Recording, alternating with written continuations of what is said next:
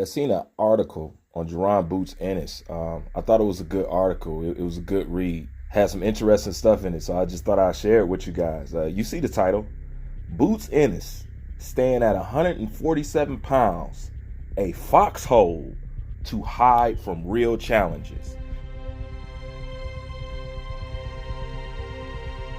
And the reason why I wanted to read that is to let some of the people know who think that I probably just dislike or I don't like Boots. I don't dislike Boots. I just reserve the right to criticize them. If that equals the hate of me not liking somebody, then that's fine. But what you can't deny is the title. It is what it is. So it shows that what I say and what I think is shared by more than just me. Okay? Now, as far as what he means by hiding out in the foxhole, a lot of people believe that Jaron Boots Ennis staying at 147 pounds is a waste of his career because there's no challenges there. And a lot of people believe he's just trying to avoid the tough challenges. So I'm going to go ahead and read a few spots in this article. I'm not going to read everything, just what's relevant. Okay. Now, this is a part in the article that I want to pick out right quick. It goes on to say, it is now foolish for Ennis to stay at welterweight because he won't get the 3 fights he needs against the 3 belt holders to become undisputed champion.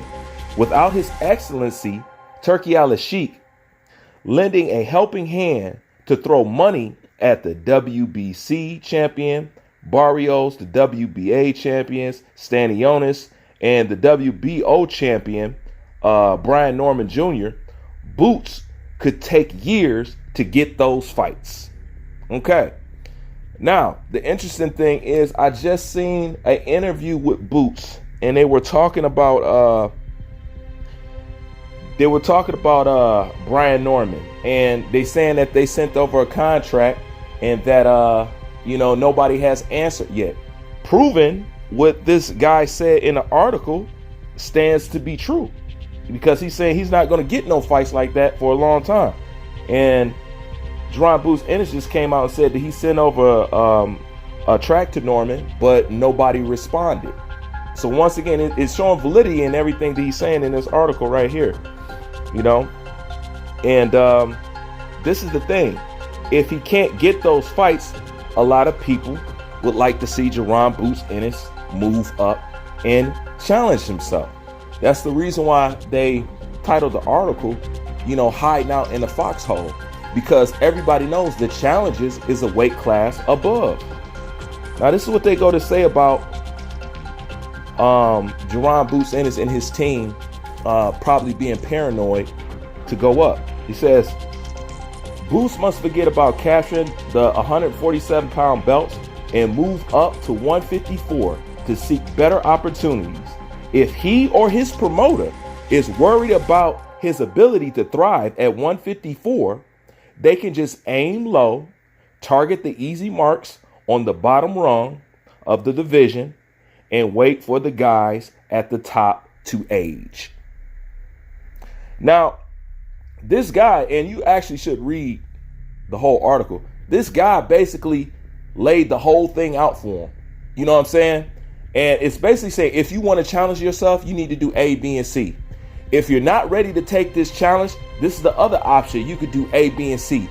But anything is better than staying at the division that you are at right now. Now, this is the interesting part. Also goes on to say, Jaron Ennis and his promoter Eddie Hearns received terrible news last week. The IBF has mandated that he defend against his welterweight contender against Karen Kukajan in his rematch that will eat up the remaining fight for the Philadelphia native this year. So, now this is the interesting thing.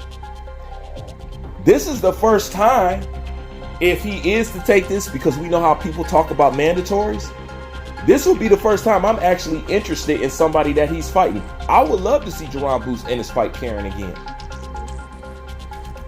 Because I know that wasn't his best showing. It's a chance to go out there and prove that you really are what you are. And, Karen ain't no joke. Karen was actually putting in that work. He was giving Boots a legitimate problem. You know what I'm saying? And a lot of people feel some kind of way about that fight. So I would actually like to see that again. No, this ain't a high profile fight, but for those who are paying attention to Boots, this is interesting. And this will be the first time he has a fight that I'm actually looking forward to if he chooses to take the opportunity. Now, this is the thing.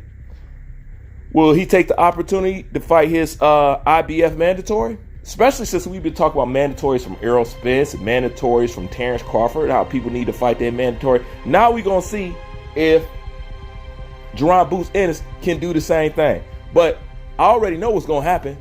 They ain't going to fight that dude, because if you fight him again, your stock going to drop. Because your stock dropped the first time you dropped him. I mean, your stock dropped the first time you fought him because you didn't look like what people were propping you up to be. And I seriously doubt y'all gonna give him a second chance to show you out, even though it is mandated. So I find that interesting. So Karen and Jaron Ennis too, I'm down to see it because I can't get nothing else out the guy. You know what I'm saying? And we already know he clout chasing Terrence Crawford's name. You know what I'm saying? We've proved that over and over again. And after Terrence Crawford just ran up on him, Jaron Boots fanatic can't say nothing because you seen the energy on his face. The dude don't want it like that. He just using his name. Well, this dude in this article provided a blueprint saying anything's better than what you're currently doing right now. If you're trying to challenge yourself, you're trying to do A, B, and C, go ahead and go up and challenge those guys because you ain't gonna get it here. You know what I'm saying? But if you're not trying to do that, why don't you move up and fight guys on the lower tier and wait for the veterans to age themselves out, and then you can go ahead and do it. He mapped it out if he was a serious competitor. He mapped it out if he was just being a check chaser. He mapped out both scenarios, but he said either way, either one is better than hiding out at 147.